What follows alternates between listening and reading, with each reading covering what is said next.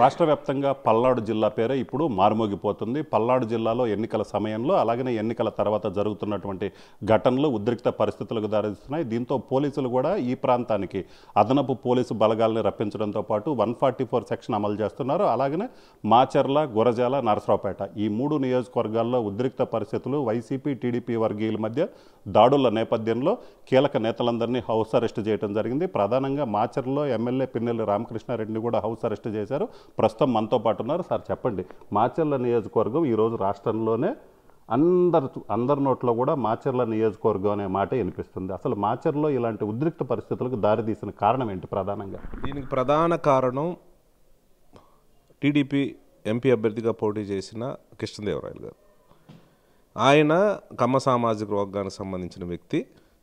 ఆయన ప్రోద్బలంతో ఎలక్షన్స్కి 2 రోజుల ముందు నారాయణ స్వామి అనే సీఐని, కమ్మ సామాజిక వర్గానికి సంబంధించిన సీఐని ఇక్కడ పోస్టింగ్ ఇప్పించడం జరిగింది. గతంలో అతను ఎస్ఐగా కారంపూడిలో పనిచేశాడు. ఇప్పుడు సీఐగా అతను తీసుకొచ్చి అతని పరిధి ఏదైతే ఉందో కారంపూడి, రెంటచింతల, దుర్గి 3 మండలాలకు సంబంధించి అతను సీఐగా అతని ఏరియా వస్తుంది 3 మండలాలు. అయితే అతను ప్రీ ప్లాన్డ్గా 2 రోజుల ముందే తెలుగుదేశం సంబంధించిన శ్రేణులందరినీ కూడా రెచ్చగొట్టే కార్యక్రమం చేశాడు. కానీ మిగతా వర్గాలు ఎక్కడా కూడా ఈ గొడవలు చేయడానికి ఇష్టపడని పరిస్థితుల్లో ఓన్లీ వాళ్ళ కమ్మ సామాజిక వర్గానికి సంబంధించిన ఎంపీ అభ్యర్థి కమ్మ సామాజిక వర్గం, ఒక సీఐ కమ్మ సామాజిక వర్గం, వాళ్ళ వర్గానికి సంబంధించిన విలేజెస్ ఏవైతే ఉన్నాయో ఆ 4 విలేజెస్లోనే సమన్వయం కోల్పోయి గొడవలు చేయటం జరిగింది. ఒకటి ఒప్పిచెర్ల, రెండవది చింతపల్లి, 3 తుమ్మూరుకోట, 4 పాలవాయి గేటు. ఈ 2 కూడా కమ్మ సామాజిక వర్గానికి సంబంధించిన వాళ్ళు ఎక్కువగా ఉంటారు. మిగతా వాళ్ళు ఎస్సీ, ఎస్టీ, బీసీ మైనారిటీలు ఉంటారు ఆ విలేజ్లో.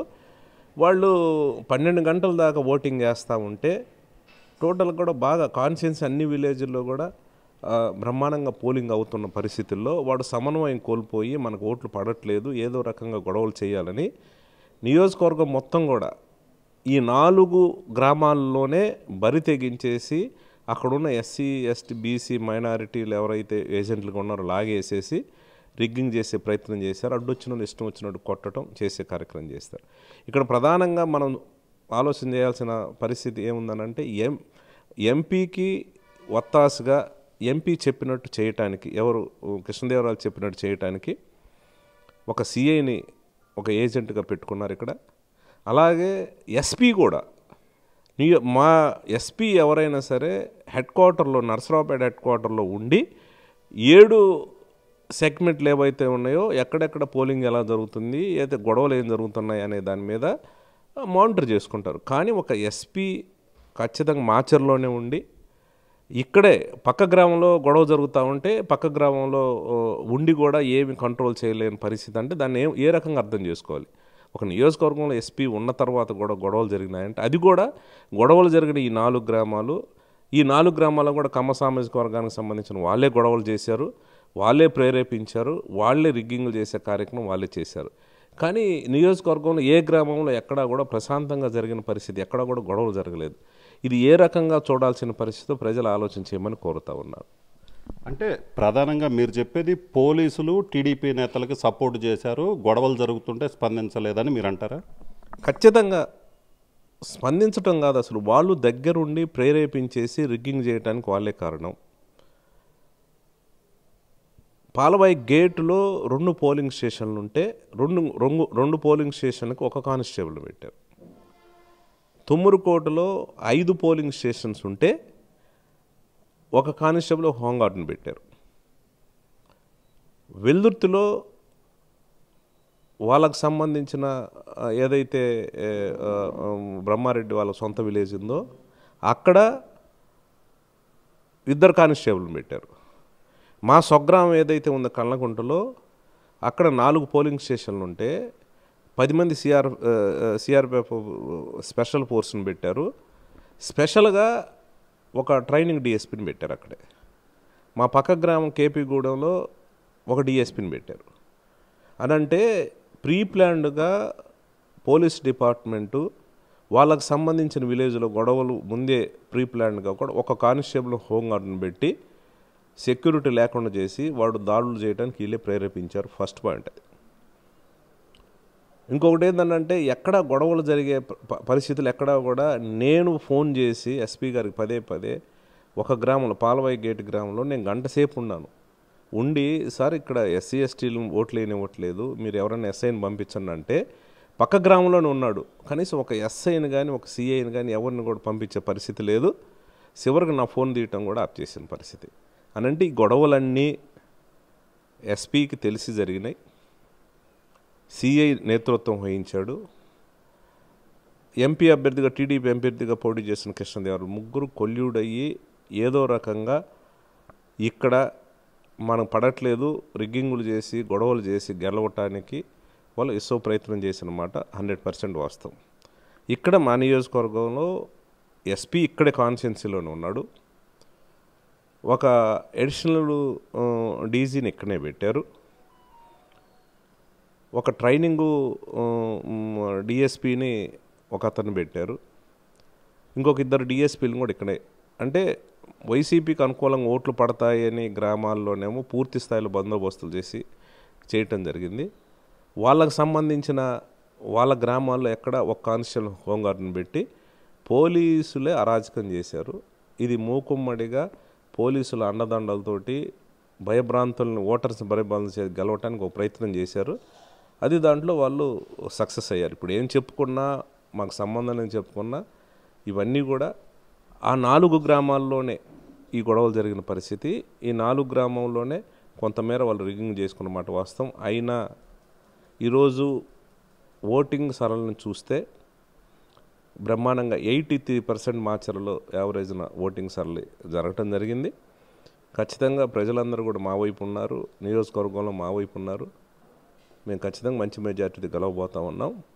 దయచేసి ఈ సందర్భంగా ప్రజలందరినీ కూడా కోరుతా ఉన్నాను, మాచర్ల నియోజకవర్గంలో ఉండే కార్యకర్తలని అభిమానులందరినీ కోరుతూ ఉన్నాం. ఎవరు సమన్వయం కోల్పోవాల్సిన అవసరం లేదు. ఖచ్చితంగా మన ప్రభుత్వం వస్తుంది, ఎవరు అధైర్యపడాల్సిన పని లేదు. ఎవరైతే ఈ రకంగా గొడవలకు ప్రేరేపించారో ఖచ్చితంగా వాళ్ళ మీద నేను ముఖ్యమంత్రి గారి దృష్టికి తీసుకెళ్తాను. వాళ్ళని ఖచ్చితంగా కూడా చట్టపరంగా కూడా వాళ్ళని చర్యలు తీసుకునే కార్యక్రమం చేస్తూ ఉన్నాం. నిన్న నేను కారంపూడిలో పోతురాజుగుట్టలో ఒక ఎస్టీలకి ఇల్లు పగలగొట్టినారని అంటే కార్యకర్తలు వాళ్ళ భయభ్రాంతులతో ఆడవాళ్ళందరూ కూడా ఏడుస్తూ ఉంటే పరామర్శించడానికి నేను పోతే, నేను కారంపూడి ఆ విలేజ్ దగ్గర కూడా వాళ్ళ కారంపూడి ఊరు బయటనే ఉంటే ఈ లోపలనే అదే సామాజిక వర్గానికి సంబంధించి వాళ్ళందరూ కూడా గుంపులుగా అయ్యి వాళ్ళు దాడి చేయటం జరిగింది. కానీ నేను విధి లేక వెనక్కి రావటం జరిగింది. ఇవన్నీ కూడా అడ్డం పెట్టుకొని ఇప్పటికీ కూడా పోలీసు వాళ్ళు వన్ సైడ్గా చేస్తూ ఉన్నారు. ఇప్పటికీ కూడా మా వాళ్ళ మీద కేసులు కట్టి మా వాళ్ళని హింసించే కార్యక్రమం, బెదిరించే కార్యక్రమం చేస్తూ ఉన్నారు. ఖచ్చితంగా ఈ సంఘటనల మీద స్పెషల్ ఎంక్వైరీ పెట్టిస్తాను. ముఖ్యమంత్రి గారి చెప్పే స్పెషల్ ఎంక్వైరీ పెట్టించేసి దీంట్లో ఎవరెవరి పాత్ర ఉందో, ఎంత పెద్ద అధికారుల పాత్ర ఉన్నా, ఎవరి పాత్ర ఉన్నా కూడా వాళ్ళందరి మీద చట్టపరంగా శిక్షించే కార్యక్రమం ఖచ్చితంగా చేస్తాం. మీరేమో మేమే బాధితులం అంటున్నారు, కానీ అక్కడ కారంపూడిలో చూసుకున్నట్లయితే టీడీపీ కార్యాలయం మీద దాడి జరిగింది. సో టీడీపీ కార్యకర్తకు సంబంధించి ఒక వెహికల్ కూడా తగలబెట్టారు. అక్కడ పిన్నెల్లి సోదరులు వచ్చిన తర్వాతనే ఈ గొడవ జరిగిందని చెప్తున్నారు. మీరేమంటారు? మీ గ్రౌండ్ లెవెల్లో మీరు పోయి ఎంక్వైరీ చేయమని అడుగుతా ఉన్నాను. ఒకసారి ఒప్పిచర్ల గ్రామం వెళ్ళండి. నిన్న ఏ రకంగా బీభత్సం చేసి అక్కడున్న ఎస్సీ ఎస్టీ వాళ్ళని ఏ రకంగా రోడ్డు మీదకి లాగి ఆడవాళ్ళని పిల్లల్ని చూడకుండా ఎవరు కొట్టారు, ఎవరు గొడవ చేశారు. ఇంకొకటి మీరు చింతపల్లి వెళ్ళండి. అక్కడ ఎవరున్నాడు, సామాన్యులు ఎవరైతే ఉన్నారో, ఎస్సీస్ ఎవరైతే ఉన్నారో, ఎస్టీలు ఎవరైతే ఉన్నారో, బీసీలు ఎవరైతే ఉన్నారో వాళ్ళ దగ్గర పోయి మీరు ఓపెన్గా కూడా ఎంక్వైరీ చేసి అడగండి. ఇంకొకటి తుమ్మురుకోట వెళ్ళండి. మీరు గ్రౌండ్ లెవెల్లో అసలు ఎవరు గొడవ చేశారు, ఎవరు చేశారు అనేది అర్థమవుతుంది. నేను చెప్పాల్సిన పరిస్థితి కాదు. వాళ్ళేదో కావాలని ఎదురుదాడి చేసి ఈ పోలీసులు అండుంది, మాకు డిపార్ట్మెంట్ అండుంది, మమ్మల్ని ఏం చేయలేరనే ఆలోచనతో తాత్కాలికంగా వాళ్ళు ఆనందపడతా ఉన్నారు. మీ ద్వారా మీ మీడియా ద్వారా నేను చెప్తా ఉన్నాను, మీరే స్వయంగా పోయి ఆ 3 గ్రామాల్లో ఉండే ఎవరినొద్దు ఆ ఎస్సీ ఎస్టీ బీసీ వాళ్ళని నిన్న ఏం జరిగింది, ఎట్లా జరిగింది, ఈ సంఘటన కారులు ఎవరు, కొట్టింది ఎవరు, ఎందుకు కొట్టారు అనేది అడగండి. అది మీకే తెలుస్తుంది. నేను చెప్పాల్సిన పరిస్థితి కూడా లేదు. సో టీడీపీ నేతలు చూసుకున్నట్లయితే పిన్నెల్లి సోదరులే అరాచకానికి కేరాపు, మాచర్ల నియోజకవర్గాన్ని పూర్తిగా అరాచకంగా మార్చారని నిన్న టీడీపీ నేతలు మాజీ మంత్రి నక్కానంద్ బాబు కూడా మాట్లాడటం జరిగింది. ఏమంటారు? అంటే టీడీపీ నేతలు మిమ్మల్ని టార్గెట్గా చేసుకొని, మిమ్మల్ని మీ సోదరుని టార్గెట్గా చేసుకొని మాట్లాడుతున్నారు. నిజంగా ఇలాంటి పరిస్థితి ఉంటే వాళ్ళు మళ్ళీ మిమ్మల్ని ఎందుకు టార్గెట్గా చేసుకొని మాట్లాడుతున్నారు అనుకోవచ్చు. ఖచ్చితంగా వాళ్ళు ఒక రకమైన డిప్రెషన్లో భయపడతా ఉన్నారు. ఎందుకంటే వరుసగా నేను 4 సార్లు శాసనసభ్యుని ఎన్నికైనా 2019 ఎలక్షన్ చూసినా కూడా ఎక్కడా కూడా ఇలాంటి సంఘటనలు జరిగిన పరిస్థితి లేదు.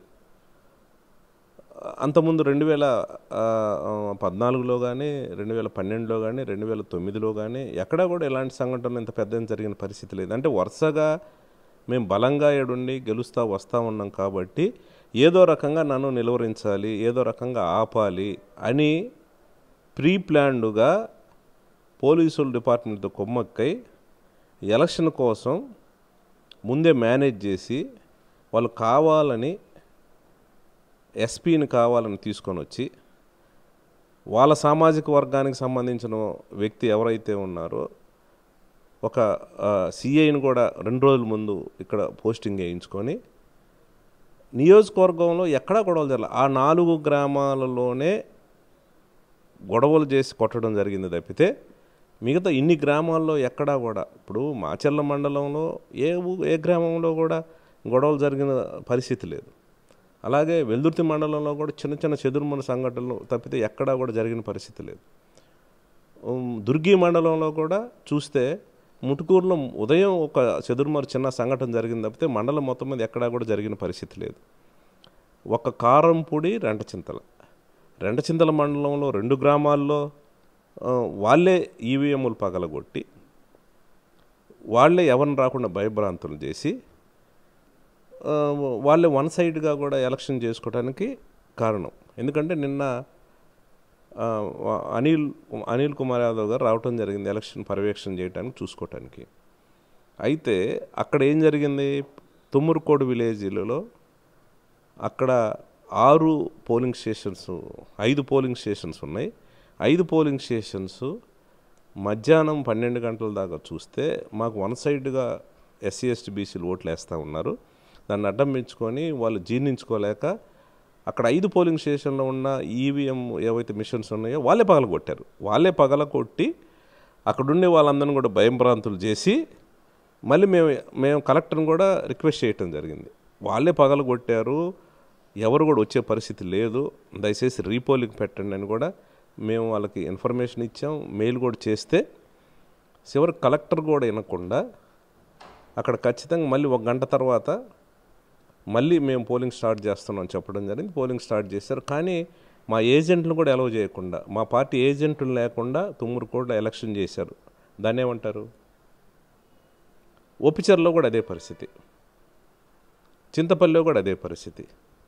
వీళ్ళందరూ కూడా ఏజెంట్లు లేకుండా ఎలక్షన్ చేసి వీళ్ళు ఏదైనా ఎస్పీ గారు ఏదన్నా మీ ఏజెంట్ రమ్మని అంటారు. ఓ పక్క బయట రానివ్వట్లేదు, వాళ్ళ ఇళ్ళ మీద పోయి కొడతా ఉన్నారని అంటే దానికి ఆన్సర్ లేకుండా కావాలని కొల్లుడై ఈ రకంగా చేసిన పరిస్థితి. ఈ 4 గ్రామం నియోజకవర్గం మొత్తం చూస్తే ఒక ఒప్పిచెర్ల, చింతపల్లి, తుమ్మూరుకోటు, పాల్వాయి గేటు, ఈ 4 గ్రామాలలోనే కమ్మ సామాజిక వర్గానికి సంబంధించి ఎక్కువగా ఉంటారు. ఈ 4 గ్రామాల్లోని వాళ్ళందరూ కూడా జీర్ణించుకోలేక ఎలాగైనా సరే మాకు ఓట్లు పడట్లేదు, ఎస్సీ ఎస్టీ బీసీలు ఓట్లు ఇవ్వట్లేదు, వాళ్ళని బెదిరించేసి, వాళ్ళు చిన్నోళ్ళు కాబట్టి బెదిరించి రాకుండా చేయాలని ఈ 4 గ్రామాల్లో గొడవలు జరిగినాయి. ఎస్పీ ఉండి, ఐజీ ఉండి, 3 డిఎస్పీలు ఉండి 4 గ్రామాలని కూడా నిర్వహించలేక ఎందుకు పోయి ఎలక్షన్ చేయించలేకపోయినారనేది ప్రజలు చూస్తూ ఉన్నారు. వాళ్ళు వన్ సైడ్గా చేసి కావాలని మా వాళ్ళని బెదిరించినారంటాను ఇంతకన్నా నిదర్శనం అయితే ఏం లేదు. సో ఇది పరిస్థితి. మొత్తం మీద చూసినట్లయితే నరసరావుపేట ఎంపీ అభ్యర్థిగా టీడీపీ తరపున పోటీ చేసినటువంటి లావు శ్రీకృష్ణదేవరాయలే మాచర్ల నియోజకవర్గంలో జరిగినటువంటి గొడవలకి ప్రధాన కారణం. ఎన్నికలకు ముందే ఎస్పీ కావచ్చు, అలాగనే కారంపూడి మండలానికి సంబంధించిన ఆయన సామాజిక వర్గానికి చెందినటువంటి సీఐని మార్పించుకున్నారు. అక్కడ ఆ పరిధిలోనే మాచర్ల నియోజకవర్గంలో అన్ని చోట్ల ప్రశాంతంగా ఎన్నికలు జరిగినప్పటికీ కూడా కారంపూడి సిఐ పరిధిలో ఉన్నటువంటి గ్రామాల్లోనే అరాచకం జరిగింది, గొడవలు జరిగాయి. వైసీపీ నేతల్ని ఓట్లు వేయనీయకుండా అడ్డుకున్నారు, ఏజెంట్లను కూడా బయటికి లాగినటువంటి పరిస్థితి ఉంది. ఖచ్చితంగా పోలీసులు పక్షపాతంగా వ్యవహరించారు. అలాగనే రెవెన్యూ అధికారులు, కలెక్టర్ కావచ్చు, మిగతా అధికారులు కావచ్చు, ఎన్నికల్లో ఏకపక్షంగా వ్యవహరించారు. వైసీపీ నేతలకి సంబంధించినటువంటి వాళ్ళ మీద దాడులు జరుగుతుంటే కనీసం తాను ఇంటిమేషన్ ఇచ్చినప్పటికీ కూడా పట్టించుకోలేదు. టీడీపీ నేతలకు అనుకూలంగా వ్యవహరించారు. అదే పరిస్థితి వల్ల ఈ ఘటనలు చోటు చేసుకున్నాయి. అలాగనే కారంపూడి ఘటనకు సంబంధించి కూడా తాను గాయపడ్డ వాళ్ళని పరామర్శించడానికి వెళ్తున్న సమయంలోనే ఒప్పిచెర్ల వద్దే వాళ్ళు అడ్డుకోవడం జరిగింది, భారీ ఎత్తున తరలి వచ్చారు. సో దాంతో తాను వెనక్కి వచ్చానని చెప్తున్నారు. మొత్తం మీద అయితే మాత్రం దాడులు మాచర్ల నియోజకవర్గంలో జరిగినటువంటి ఘటనలు ఏదైతే ఉన్నాయో ఆ ఘటనల మీద ముఖ్యమంత్రి దృష్టికి తీసుకెళ్తాను, దీని మీద ప్రత్యేకంగా స్పెషల్ ఎంక్వైరీ చేయించి ఎవరైతే ఈ దాడులకు కారణమైన వారు ఉన్నారో వాళ్ళని చట్టపరంగా శిక్షించేలాగా చర్యలు తీసుకుంటామని చెప్తున్నారు. కెమెరామెన్ సిద్ధుతో రామారావు, RTV మాచర్ల నుంచి. మరిన్ని వీడియోస్ కోసం ఛానల్ ని సబ్స్క్రైబ్ చేయండి, లేటెస్ట్ అప్డేట్స్ కోసం వాట్సాప్ ఛానల్ ని ఫాలో చేయండి అండ్ లింక్ డిస్క్రిప్షన్ లో ఉంది.